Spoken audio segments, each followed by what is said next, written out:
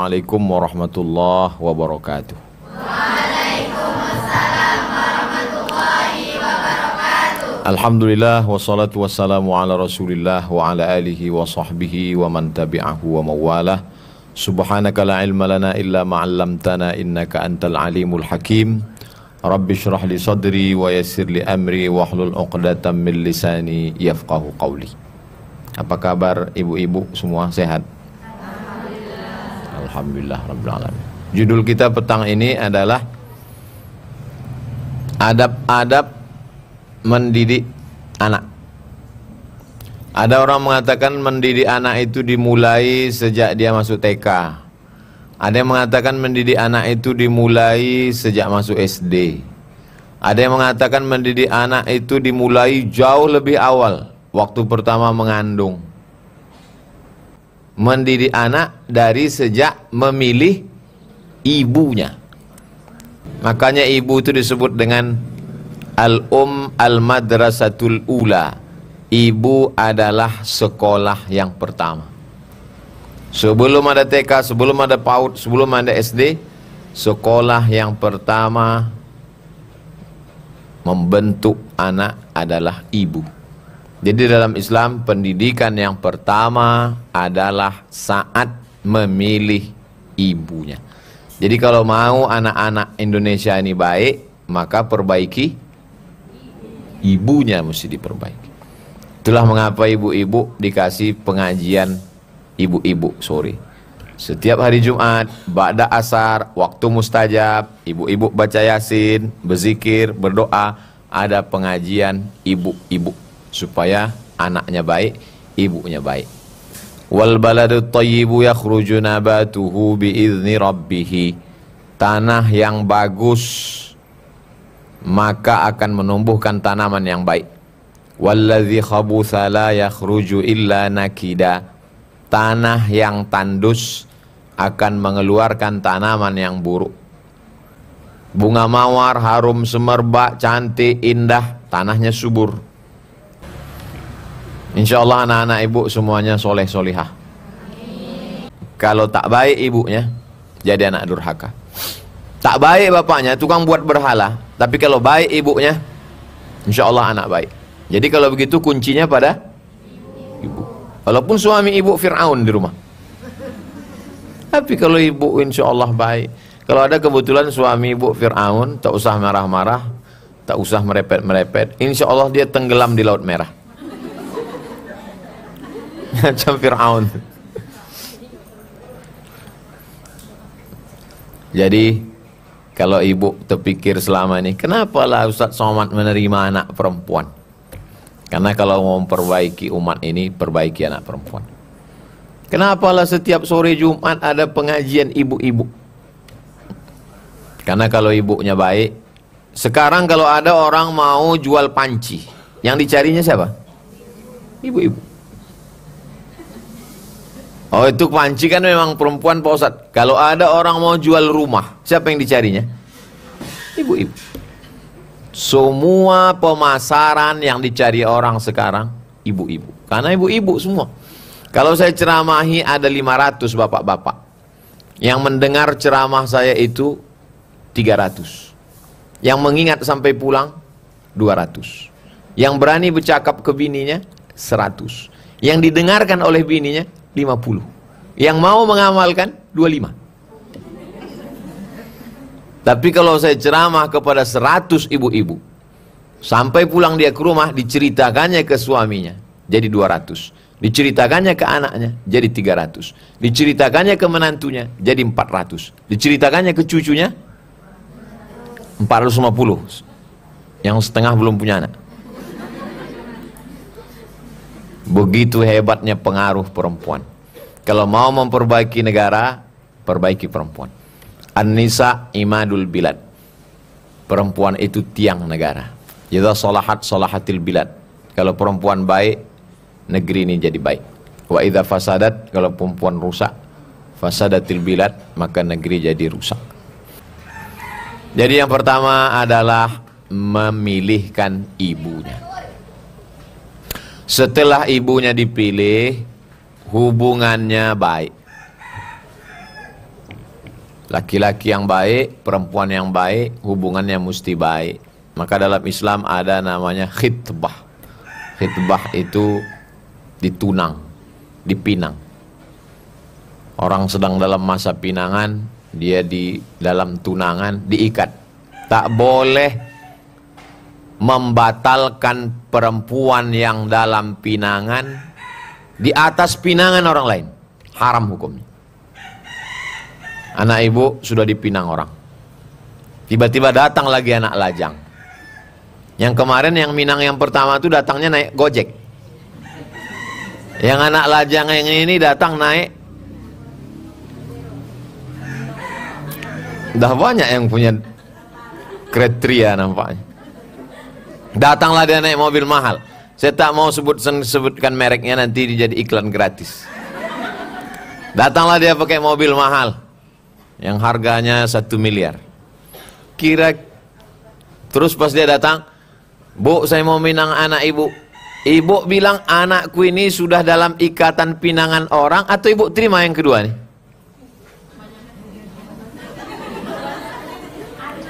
Jangan sampai ibu bilang wani piro. Kalau sampai ibu tanya yang pertama tuh, yang kedua tuh, kau sanggup berapa? Aku sanggup insya Allah nikahnya 500 juta. Kemarin bu yang pertama tuh berapa? Cuma 50. Ku cancel aja lah yang pertama. Haram. Jadi yang pertama perempuannya baik, kemudian hubungannya baik. Laki-lakinya Abdullah, hamba Allah, bukan hamba kekuasaan, bukan hamba seragam, bukan hamba duit, bukan hamba dunia. Perempuannya amanah. Perempuan yang amanah itu disebut dengan aminah. Hubungannya baik. Jangan dibiarkan anak gadis, anak perempuan keluar tanpa mahram, tak boleh.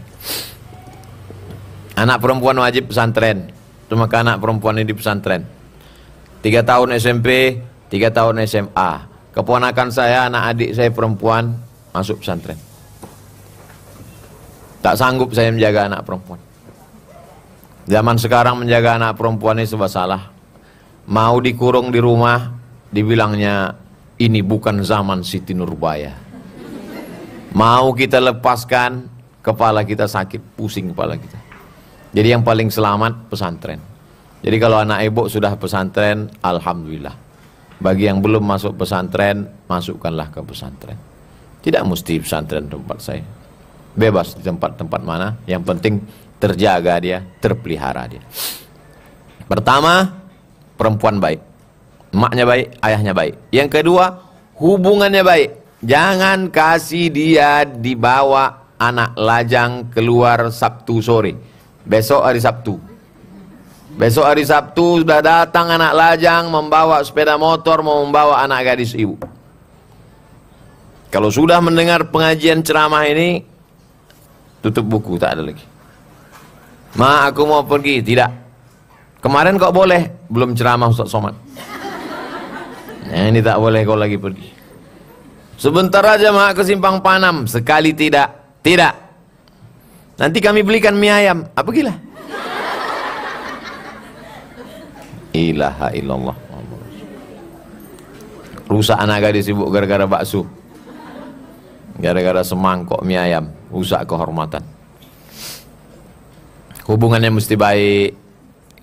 Karena kalau tidak nanti kita akan dituntut di hadapan Allah Subhanahu wa taala. Kullukum ra'in, setiap kamu pemimpin, wa kullukum mas'ulun, setiap kamu akan ditanya an ra'iyatih, tentang yang kamu pimpin. Ibu pemimpin.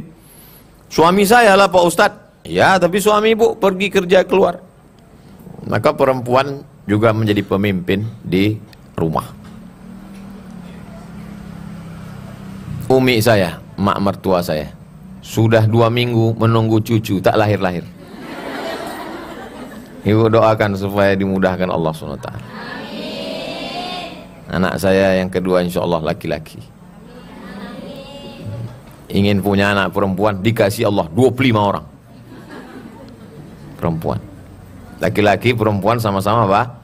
Sama-sama baik. Yang penting jaga. Ini banyak orang sekarang, anak ibu berapa? 3, tapi perempuan. Apa pula pakai tapi? Perempuan baik, laki-laki baik. Asal jangan anak ibu laki-laki apa perempuan. Inilah nggak jelas Pak Ustaz. Mukanya laki-laki tapi macam-macam perempuan. Na'udzu. Yang pertama, perempuannya baik, laki-lakinya baik. Yang kedua, hubungannya baik, dinikahkan dengan orang baik. Man ala salasa banatin, siapa yang punya 3 anak perempuan, fa'addabahunna, dididiknya dengan baik, wa zawwajahunna, dinikahkannya dengan orang baik-baik, wa ahsana ilaihinna, dia buat baik sampai mati, falahul jannah, surgalah baginya. Punya anak perempuan, dididik dengan baik, dinikahkan dengan orang baik-baik, buat baik sampai mati, surga bagi. Anak saya perempuan 2 Pak Ustadz, mudah-mudahan bertambah 1 lagi. Anak saya 3 perempuan Pak Ustadz, bagus. 4 Pak Ustadz, bonus. Baik, tak ada yang tak baik. Kita lanjutkan. Setelah hubungannya baik, dinikahkan dengan orang baik, dengan acara yang baik, sekarang nikahnya baik, akadnya baik, tapi walimahnya tak baik. Saya berapa kali datang acara walimah, sampai pintu pulang lagi. Sampai hati Pak Ustadz, ya jauh-jauh kami ngantar surat undangan ke Rimbo Panjang. Kenapa Ustadz tak datang? Aku datang, saya bilang. Kok Ustadz gak masuk ke dalam? Gimana aku mau masuk? Baru sampai pintu kalian kasih lagu jatuh bangun aku mengejarmu. Bagus aku pulang. Pentasnya tinggi, penyanyinya rok pendek. Daripada aku salah suap, bagus aku pulang. Nanti kalau anak ibu nikah, walimah, undanglah marawis. Tahu marawis? Nasyid, hadrah, rebana. Jangan lagi pakai yang macam-macam. Ini semua untuk kebaikan-kebaikan. Kita lanjutkan. Kemudian setelah nikahnya baik, anak perempuan pun mengandung. Maka ketika dia mengandung itu, inna khalaqnal insana min nutfatin amsyajin. Kami ciptakan perempuan itu dari cairan yang bercampur. Nabtalihi, amsyajin nabtalihi. Lalu kami jadikan anak itu sami'an basira. Ternyata anak dalam kandungan sudah sami'an, mendengar, basira, melihat. Itu maka ibu yang sedang mengandung disuruh membaca yang baik-baik. Banyak-banyak solawat, banyak-banyak istighfar, banyak-banyak zikir, banyak-banyak tahlil, tasbih, subhanallah, tahmid, alhamdulillah, takbir, Allahu akbar, subhanallah, walhamdulillah, wala ilaha illallah, wallahu akbar, tahlil, la ilaha illallah, salawat, Allahumma salli ala sayyidina Muhammad wa ala ali sayyidina Muhammad. Nah itu semua dibacanya karena ternyata anak mendengar di dalam. Dari mana Nabi Muhammad SAW tahu itu? Padahal Nabi tak bisa tulis, tak bisa baca. Karena Nabi mendapat wahyu dari Allah Subhanahu wa ta'ala. Belum ada USG, belum ada lagi alat untuk mengetahui bagaimana janin di dalam. Tapi Nabi Muhammad SAW sudah tahu. Wa ma yantiqu 'anil hawa in huwa illa wahyun yuha. Nabi tidak bicara mengikut akalnya, bukan karena hawa nafsunya. Kalau dikatakan dia baca buku, dia tak bisa baca. Nabi Muhammad tak bisa membaca, tapi dia hafal Quran. Karena dia pakai metode bukan melihat, tapi mendengar. Jibril membaca, Nabi mendengar. Nabi membaca, sahabat mendengar. Sahabat membaca, tabi'in mendengar. Tabi'in membaca, tabi'in mendengar. Ustazah membaca, santri-santri mendengar. Mereka lewat pendengaran bisa masuk ke hatinya. Begitu juga dengan anak-anak itu, janin itu pun mendengar. Apa yang selalu didengarnya, apa yang selalu dilihatnya, itulah yang terekam dalam kepalanya, maka hafal dia. Jadi perempuan saat mengandung, dia mesti sering memperdengarkan yang baik. Membaca Quran, berzikir, bertasbih, bertahmid, bertakbir, bersolawat. 9 bulan, 10 hari. Tapi dalam hadis disebut zaman dulu, sebelum ada dokter. Zaman sekarang kalau lewat 9 bulan 10 hari, operasi, karena takut mati. Zaman dulu bisa 2 tahun. Karena tak ada alatnya. Dibiarkan aja dia mengandung, lahir. Di antara ulama-ulama itu ada yang sampai 2 tahun. Karena tak ada alat, akhirnya lahirlah anak. Lalu kemudian setelah lahir, kullu mauludin rahinatun bi'aqiqatihi. Setiap anak itu tergadai. Kita tak ada duit, kita gadaikan surat tanah. Ketika sudah ada duit, kita tebus apa tidak? Tebus. Begitu juga dengan anak yang lahir itu tergadai. Maka kata Nabi, tebuslah anak yang tergadai. Cara menebusnya 3 caranya. Yang pertama, tuzbahu anhu yauma sabi'ihi, sembelihkan kambing hari ke-7. Yuhlaku, cukurkan rambutnya. Wa yusamma, kasih nama yang bagus. Dicukur rambutnya, ditimbang seberat perak. Jadi kalau seberat perak sekarang 1 gram perak 70.000. 1 perak itu sekarang 1 gramnya 70.000. Jadi kalau berat rambut anak itu 10 gram, berarti sedekahnya 700.000. Perak atau emas Pak Ustadz? Perak. Tapi di kampung kami emas, bagus. Siapa yang membuat rambut anak ditimbang dengan emas, bagus. Bagi orang yang ada duitnya, dan anak tuh rambutnya tipis. Gimana kalau anak tuh gondrong? Pas ditimbang 1 on beratnya. 1 gram emas sekarang 1 juta. 1 on 100 gram 100 juta. Mana ada duit? Tapi ini hukumnya sunat. Laki-laki 2 ekor kambing, perempuan 1 ekor kambing. Tapi kemarin ada ustadz ceramah katanya 1 ekor kambing cukup Pak Ustadz. Bukan mazhab Syafi'i. Kalau mazhab Syafi'i 2 ekor. Mazhab lain Syafi'i 1 ekor cukup. Kalau gitu saya mazhab yang lain aja Pak Ustadz. Tak salah. Tapi kau ini karena mau belajar mazhab atau karena pelit? Kalau Ustadz amalkan yang mana? Pakai mazhab Syafi'i. Apa salahnya? Tak ada duit hari ke-7, hari ke-14. Tak ada duit hari ke-14, hari ke-21. 7, 14, 21. Hari ke-21 tak ada juga duit. Tidak usah tengok tanggal lagi. Mau sebulan, mau 2 bulan, mau setahun, mau 2 tahun. Kalau ada di antara ibu-ibu yang dulu waktu kecil belum akikah, sekarang baru ada duit untuk beli kambing 1 ekor, boleh akikah sekarang. Ibu, belilah kambing nanti sore. Besok pagi saya datang insyaallah. Tapi akikah saja. Jangan minta diayun pakai marhaban. Nanti putus tali ayunan. Ada saya tulis dalam buku saya 37 masalah populer, boleh berkurban walaupun sudah dewasa. Begitu menurut mazhab Syafi'i. Kata Imam An-Nawawi dalam kitab Al-Majmu' Syarah Muhadzab, boleh berakikah walaupun sudah dewasa. Begitulah Islam mengajarkan. Jadi gunanya akikah itu untuk apa? Bersyukur kepada Allah karena orang susah mau punya anak. Bayi tabung di Singapura sekarang paling murah 100 juta. Itu pun tabung-tabung second lah itu. Sekarang bisa pula dia dimudahkan Allah ngasih anak, tak mau sedekah. 1 ekor kambing 2,5 juta, 2 ekor 5 juta. Tak sebanding dengan nikmat Allah yang besar. Sedekah. Dan orang yang datang menengok anak lahir itu pun dia menyadari dirinya.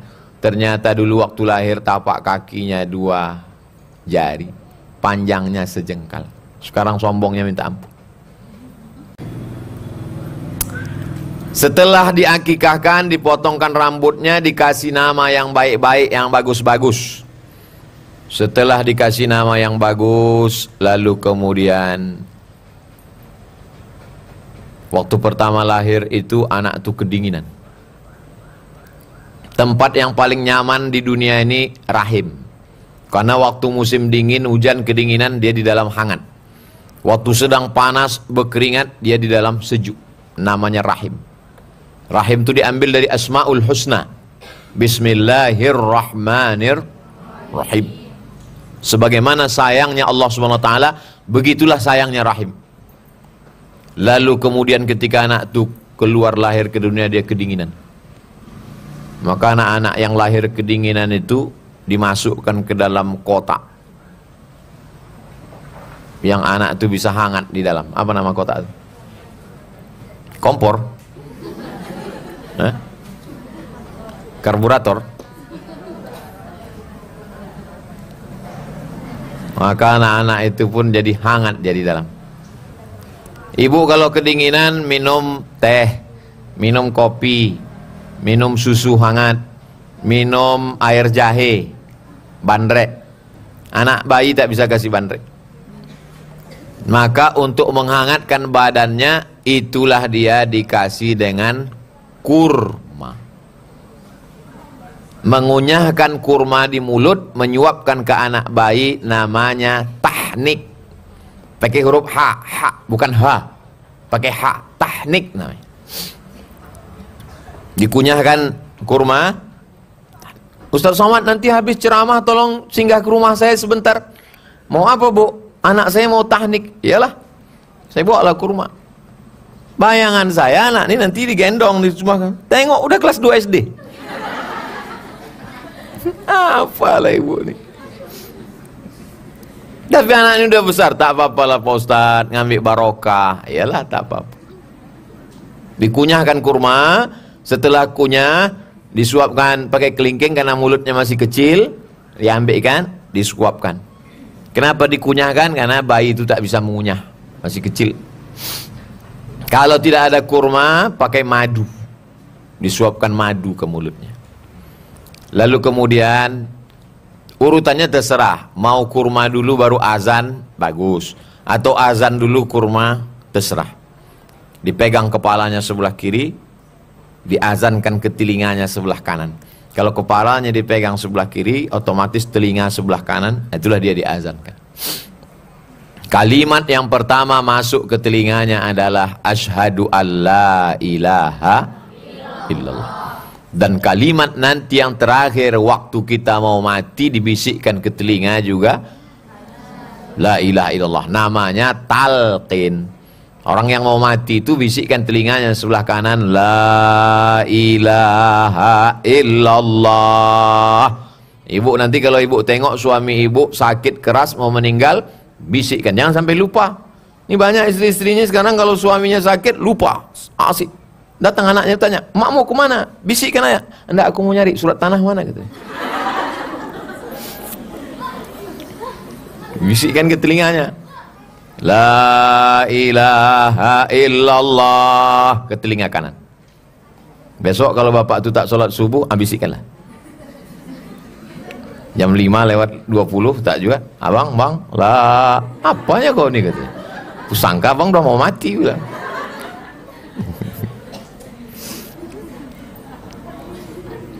Lahir anak diazankan. Makanya dalam Islam diajarkan utlubil ilma minal mahdi ilal lahdi. Tuntutlah ilmu dari buayan hingga ke liang lahat. Maksudnya buayan itu, itulah anak yang sedang dibuai itu, dibuai. Orang Melayu nyebutnya buai atau ayunan. Dibisikkan, lalu kemudian sampai mau ke liang lahat pun juga tetap dibisikkan talqin la ilaha illallah. Lahirnya diazankan, dikasih kurma, diakikahkan hari ke-7. Setelah itu berikutnya adalah mengajarkan pendidikan agama. TK Quran Az-Zahra. Jadi di sini ibu-ibu dari mulai anak kecil dididik Quran sini. Pagi ibu antar anak ibu kemari. Habis maghrib ada ibu-ibu yang anaknya pagi masuk TK sini. Pagi ngantar anak.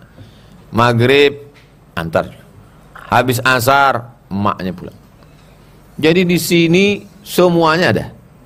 Tidak ada alasan nanti di hadapan Allah Subhanahu wa taala, "Kenapa anak kau tak pandai mengaji?" Karena tak ada tempat kami guru mengaji. Ada. Ustazah asal habis maghrib terduduk di sini. Kenapa kau tak mengaji? Mahal bayaran mengaji 500.000. Tak ada. Tak ada dikutip orang mengaji di sini. Bebas. Datanglah, bawa anak-anak mengaji. Kenapa istri kau tak pengajian? Karena ada tempat mengaji. Ada. Habis asar, ibu-ibu. Malam, anak SD, anak SMP mengaji. Bebas. Ibu-ibu pun kalau mau mengaji malam boleh datang. Tak ada ditulis dilarang. Ibu-ibu dilarang masuk. Tak ada. Tak ada. Bebas. Tidak ada alasan orang di daerah pesantren Az-Zahra ini tak pandai membaca Quran. Sehingga nanti saya tidak dituntut di hadapan Allah Subhanahu wa taala, la tus'alunna yauma idzin anin na'im. Abdul Somad, kau kenapa cuma ceramah aja? Kau maunya ceramah kalau diundang gubernur, diundang bupati, diundang menteri, diundang orang hebat, sultan-sultan, raja-raja. Kalau diundang ke luar negeri, ceramah di daerah sekitar. Enggak, kita buka semuanya. Anak TK ada, anak SD ada, anak SMP ada, ibu-ibu sore ada. Bapak-bapak kenapa Ustaz tak buat? Bapak cari lah sendiri. Ada masjid di situ, ada masjid di sana. Nah ini semua tak lain tak bukan dalam proses pendidikan. TK Quran. Paling tidak anak-anak ibu nanti hafal juz 30 dari Amma Yatasa'alun. Habis itu masuk SD Quran.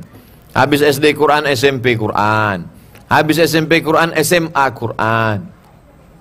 Habis nanti mereka kelas 2. Tahun ini masuk anak baru kelas 2. Tahun depan kelas 3. Kenapa Ustaz tak langsung masuk SMA? SMA itu kelanjutan dari hafalan sekarang. Untuk apa dibuka SMA tak bisa baca Quran? Kalau mereka tamat nanti sekarang 1 tahun 10 juz, 3 tahun 30 juz, SMA dia udah tak ngapal lagi, dia mengulang hafalannya. Diawali dari TK Quran, TK Quran, SD Quran, SMP Quran, SMA Quran. Kuliahnya pun mau saya buatkan, kuliah Quran S1, sudah diuruskan izinnya. Supaya tak ada alasan di hadapan Allah Subhanahu wa taala. Kenapa umat ini tak pandai baca Quran? Kenapa buta huruf Al-Quran? Kenapa kau cuma pandai khutbah, pandai ceramah aja Abdul Somad? Itulah gunanya. Jadi nanti kalau ibu-ibu ditanya orang, Ustaz Somad itu kenapa dia buka TK Quran, SD Quran, SMP Quran, SMA Quran? Entah, aku tak tahu. Kenapa dibukanya TK Quran, SD Quran, SMP Quran, SMA Quran? Udah diceritakannya itu kemarin waktu dia ceramah sore-sore. Terus apa alasan dia? Entah, ngantuk kali, aku tak fokus kali, aku bilang entah apa-apa katanya. Dia pun nampak aku kadang-kadang berbayang-bayang waktu ceramah tuh, kadang-kadang 3 aku tengok dia. TK Quran, SD Quran, SMP Quran, SMA Quran, kuliah saya tak wajibkan. Anak keponakan saya termasuk santri-santri ini tak saya wajibkan mesti ngambil Quran. Kalau kata dia, aku Ustaz suka aku menggambar-gambar, aku mau jadi arsitek, aku mau jadi pengacara, aku mau jadi, tak bisa kita paksakan. Karena ketertarikan anak ini beda-beda, macam-macam. Saya dengan adik saya, saudara kandung, satu emak, satu ayah, tak sama. Dia lain, saya lain. Dan kami tak dipaksa. Orang tua kami hanya menyuruh sampai SMA saja, sampai aliyah. Habis itu terserah kau lah, kau mau kuliah, mau sekolah kemana. Nah jadi anak ibu pun juga begitu. Aku mau jadi polisi kata dia. Silakan dia jadi polisi, tapi dia hafal Quran. Aku mau jadi tentara mak kata dia. Silakan. Dari kecil udah nampak bakatnya. Anak saya ini kemana-mana bawa martil Pak Ustaz. Berarti mau jadi hakim. Mana-mana bawa martil jadi hakim ya, kukus hakim konstitusi. Kalau tak lulus jadi tukang. Dua-duanya manfaat. Macam batu. Batu tuh kalau 2-3 kali gosok bercahaya dia, itu berarti batu cincin. Tapi kalau udah digosok habis grand data juga bercahaya, berarti batu gilingan. Batu gilingan bermanfaat juga. Kalau tak ada batu gilingan gimana buat sambal belacan? Tak kan pakai blender. Tapi jangan katakan tak bermanfaat. Semua anak-anak ibu itu bermanfaat. Yang penting dia menjadi soleh, bukan somat. Soleh. Rabbi habli minas solihin. Kenapa kita minta anak itu yang soleh? Rabbi habli minas solehin, Rabbi habli minas solehin. Karena anak yang soleh didoakan orang dalam solat. Semua orang di dunia ini mendoakan anak ibu kalau dia soleh. Mana dia? Assalamualaikum ayuhan nabi wa rahmatullahi wa barakatuh. Wassalamu alaina wa ala ibadillahis. Tuh, semua orang mendoakan dia kalau dia soleh. Dan yang paling penting kalau anak itu soleh, wa huwa yatawallas salihin. Kalau anak itu soleh, Allah yang akan mengurus hidup dia. Kalau anak itu soleh, Allah yang akan mengurus hidup dia. Luruskan pikiranmu, luruskan hatimu, luruskan kerjamu, luruskan sholatmu, luruskan sedekahmu, luruskan puasamu. Hidupmu Allah yang mengurus. Sekarang banyak orang tak mau anaknya ke pesantren, takut nanti kerja apa, takut nanti makan apa. Anak kau tak sekolah agama? Enggak, nanti kalau anak pesantren nanti makan apa? Makanlah pula dipikirkan. Kalau hidup ini cuma untuk makan, bagus kau jadi kucing. Ini otak, ini lambung. Kan jauh otak sama lambung nih kan? 3 jengkal. 1, 2, 3. 3 jengkal jarak otak sama lambung. Bisa pula otaknya isinya makan. Otak yang dekat sama lambung tuh otak udang. Bukalah kepala udang tuh. Di situ otaknya, di situ lambungnya. Jadi nanti kalau ada tetangga ibu, kawan ibu, anak kau tak masuk pesantren. Nanti masuk pesantren makan apa? Otak kau otak udang bilang. Kasar kali cakap kau. Ustaz Somad yang bilang, bukan aku.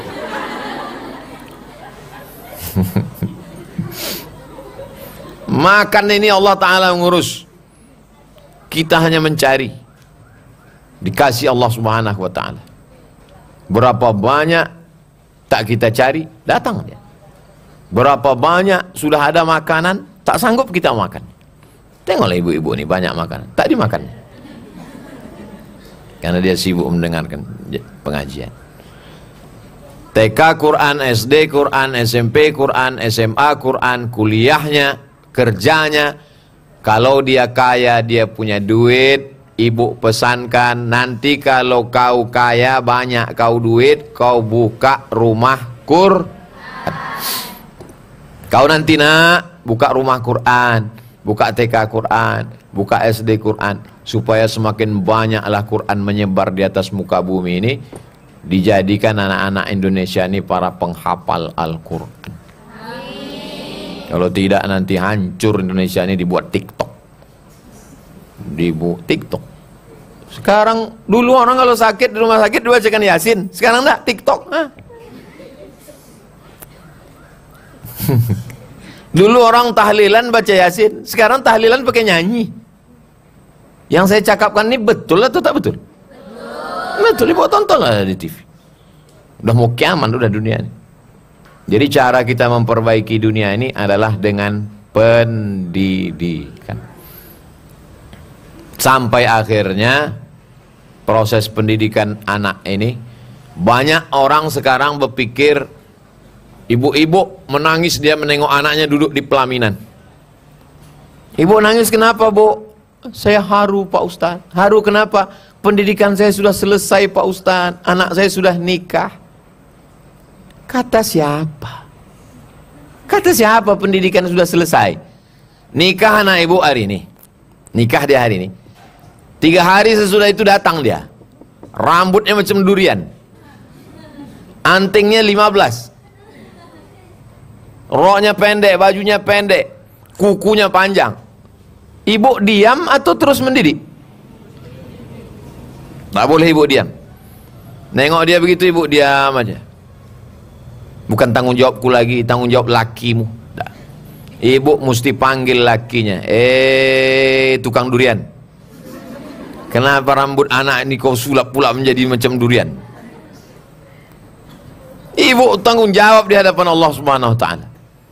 Anakku ini di rumah dulu pakai jilbab, bajunya panjang. Kenapa sekarang kau robah bentuknya macam ini? Bertanggung jawab di hadapan Allah Subhanahu Wa Ta'ala. Berapa banyak ibu-ibu memandikan anaknya waktu kecil, dia juga memandikan jenazah anaknya. Dia yang mengajar anaknya la ilaha illallah waktu kecil, dia juga mentalkinkan la ilaha illallah. Pendidikan ibu berhenti sampai 2 gendang. Kalau tidak ibu mati duluan, anak itu mati duluan. Batas pendidikan dalam Islam tak ada umur. S1 22, S2 25, S3 27, tak ada dalam Islam. Dalam Islam pendidikannya sampai mati. Kau tak ikut pengajian? Itu ada majelis taklim pengajian Az-Zahra tempat Ustaz Somad. Enggak, aku udah cukup umur. Tak ada. Jadi siapa ibu-ibu yang ibu ajak kemari mengatakan aku tak perlu pengajian, berarti dia sudah mati. Karena pendidikan dalam Islam berhenti kalau kita mati. Itulah kaji kita petang ini, lebih kurang 45 menit. Dari jam 5 kurang 10 sampai jam 5.35. 45 menit tausiah, 15 menit tanya jawab. Ada yang mau ibu tanyakan, bisa langsung pakai mikrofon, bisa ditulis di kertas. Anak-anak santri juga boleh tulis di kertas. Nanti kita bahas dalam tanya jawab insyaallah. Syukran. Assalamualaikum warahmatullahi wabarakatuh. Waalaikumsalam. Apakah sunnah termasuk akikah bayi yang meninggal dalam kandungan? Bayi yang meninggal dalam kandungan, baik sebulan, 2 bulan, 9 bulan, gugur, meninggal dunia, kalau mau diakikahkan orang tuanya, hukumnya mubah, hukumnya boleh, terhitung sebagai sodakoh. Sudah saya tulis dalam buku tanya jawab akikah. Saya ulang sekali lagi. Anak yang gugur belum sampai 7 hari dilahirkan, kalau orang tuanya mau mengakikkan, hukumnya mubah, boleh.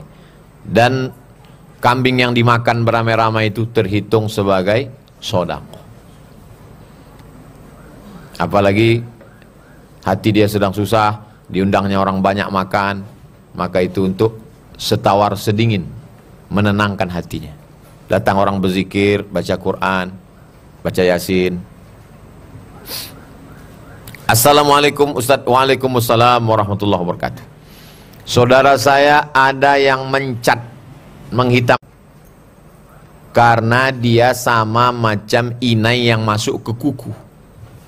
Ibu kalau pakai inai, orang Melayu disebut inai, daun pacar, ditumbuk dipasang, habis itu kuku berubah jadi merah. Habis itu berwuduk, wuduknya masuk tak ke kuku?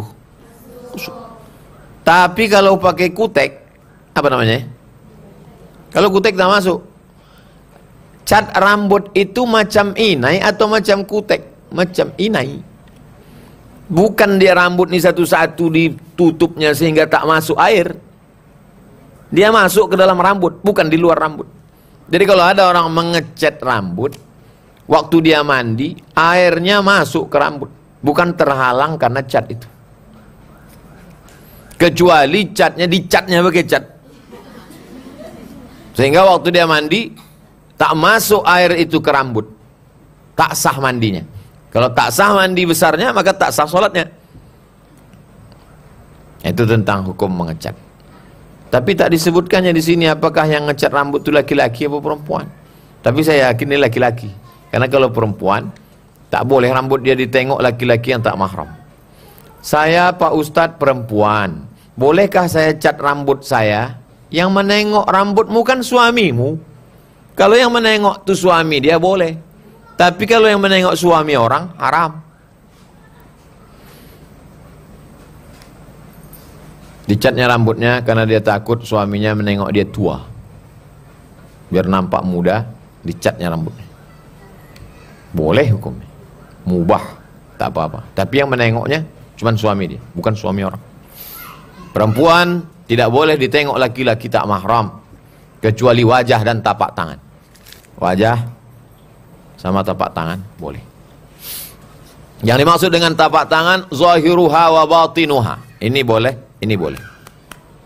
Ini boleh, ini boleh. Makanya lengan ibu sampai kemari. Kalau ada ibu yang membuat baju sampai kemari, tak apa-apa juga. Ada pernah saya tengok perempuan sampai kemari baju.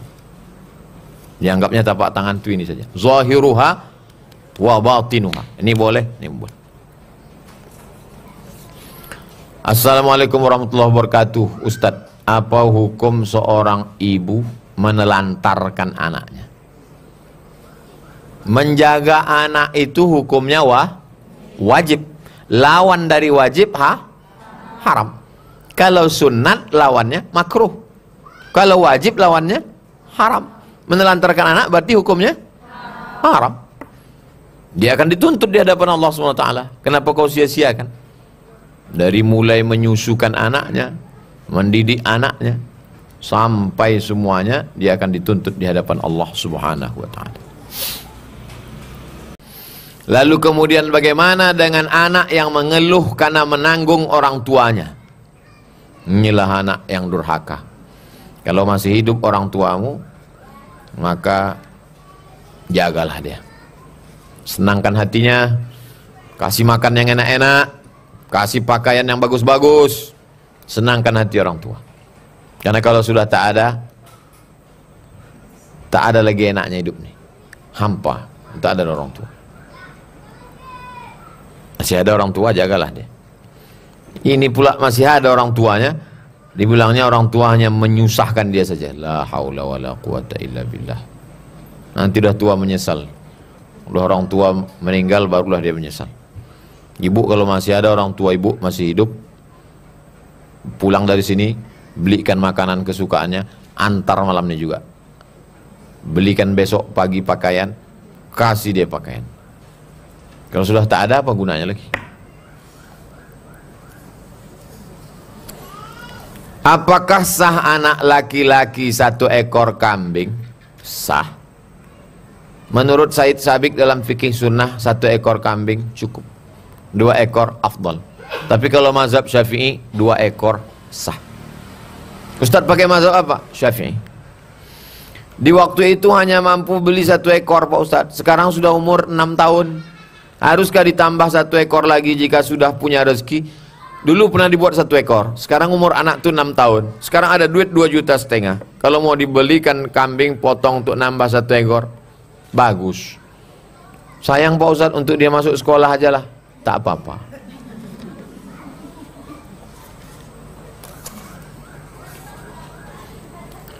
Apabila kita membaca surat Al-Kahfi setiap Jumat, sesuai dengan yang saya dengar, akan diampuni dosanya dari Jumat ke Jumat berikutnya. Dosa apa saja yang akan diampuni? Man qara'a surat Al-Kahfi yaumal Jumu'ah. Siapa yang baca surat Al-Kahfi hari Jumat, petang Jumat, sore Jumat, malam Jumat, adha'a lahum min nur, Allah berikan dia cahaya ma bainal jumu'ataini, sampai Jumat yang akan datang. Begitu bunyi hadisnya. Siapa yang membaca surat Al-Kahfi hari ini? Ibu yang sudah baca alhamdulillah. Bagi yang belum baca, waktunya tinggal 30 menit lagi. InsyaAllah masih sempat. Sampai azan maghrib habis. Ini jangan-jangan Ustadz yang ceramah, Ustadz pun belum baca. Saya baca tadi malam habis maghrib. Habis maghrib saya baca Al-Kahfi, habis itu baca Yasin, habis itu hadiahkan ke orang tua. Ya Allah, sampaikanlah pahala bacaan surat Al-Kahfi dan surat Yasin kepada almarhum, almarhumah, almarhumah, maghfir lahum warhamhum wa'afihim wa'afwan. Baca Al-Kahfi sore Jumat, petang Jumat, malam Jumat, siang Jumat, diberikan Allah cahaya sampai ke Jumat yang akan datang. Saya bisa membedakan ini kipas, ini tiang, ini orang, ini lantai, ini atap, itu karena mata atau karena cahaya? Karena cahaya, bukan karena mata. Siapa yang mengatakan kita bisa menengok ini karena mata, nanti malam datang ke sini jam 1 malam, matikan lampu ini, buka mata lebar-lebar. Tak nampak. Itu menunjukkan kita melihat bukan karena mata, tapi karena cahaya. Siapa yang baca surat Al-Kahfi hari Jumat, diberikan Allah cahaya sampai ke Jumat berikutnya. Cahaya apa maksudnya? Cahaya hidayah, sehingga bisa membedakan mana yang hak, mana yang batil, mana yang betul, mana yang batil, mana betul, mana batil. Sekarang yang batil kata orang betul, yang betul kata batil, yang batil disangka betul, yang betul disangka batil. Tengoklah di medsos itu. Orang yang betul dikatakan batil, yang batil dikatakan betul. Itu maksudnya. Tapi katanya kalau baca soal Kahfi diampuni Pak Ustadz. Orang yang sholat diampuni dosanya. Tak mungkin dia baca surat Al-Kahfi tak sholat. Pasti dia sholat. maka diampuni dosanya betul. Dosa yang mana? Dosa yang kecil-kecil, shaghair. Adapun dosa kepada manusia tak bisa baca surat Al-Kahfi. Ya Allah, ampunilah dosaku kepada tetanggaku, rantang yang kupinjam belum balik. Oh, tak bisa. Kita akan dituntut nanti di hadapan Allah SWT.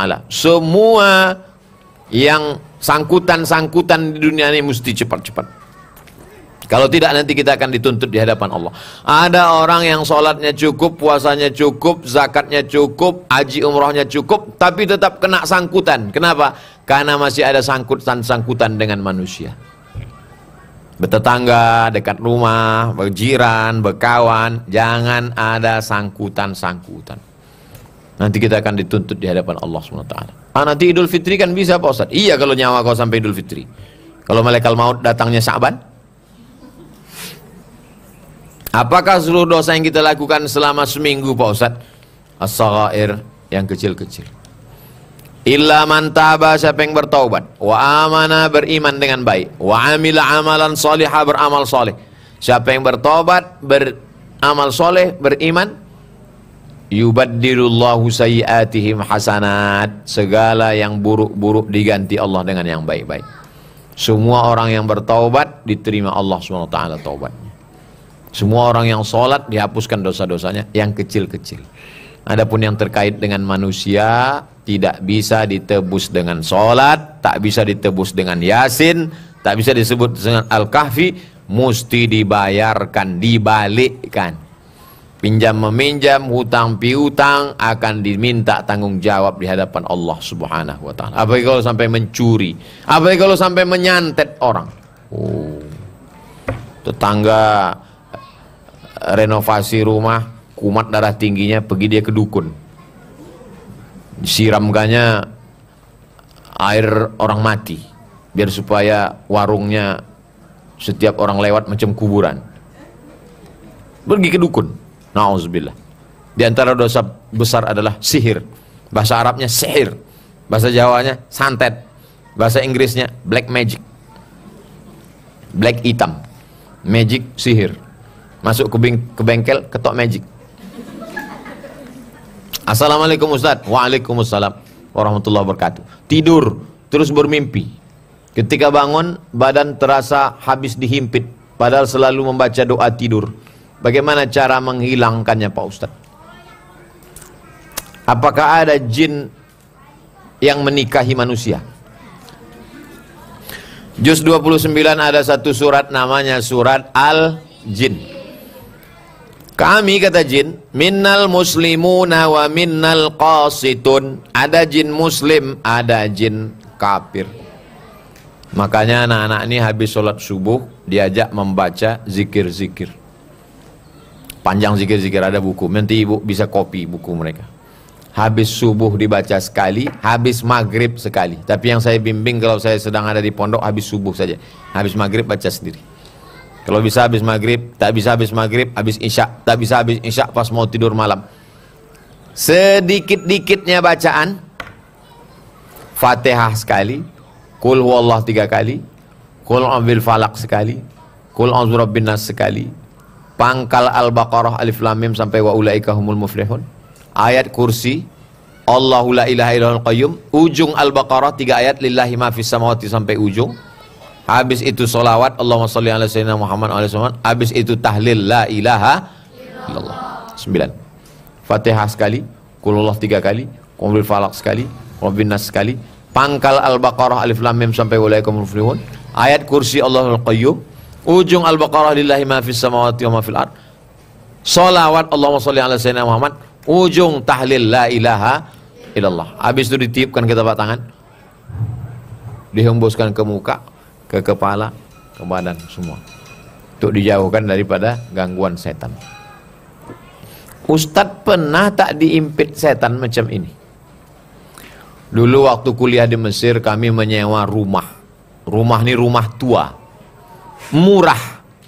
Kenapa rumah ini murah? Karena ada hantunya. Rumah yang lain 400, rumah ini 200.